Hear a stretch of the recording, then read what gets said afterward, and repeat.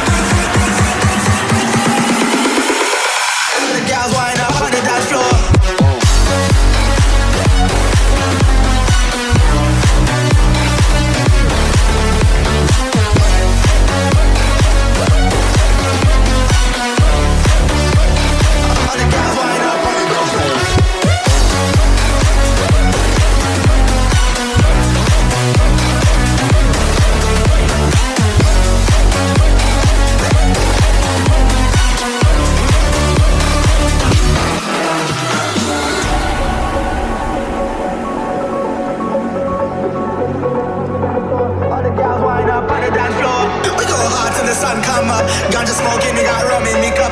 Bad girls wind up on the dance floor. All the girls wind up on the dance floor.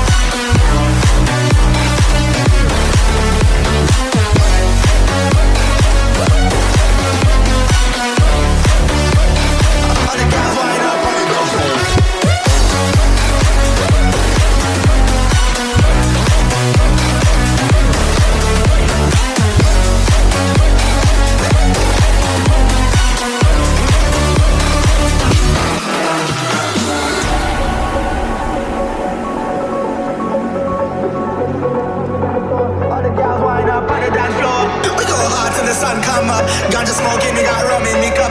Bad girls wind up on the dance floor. All the girls wind up on the dance floor.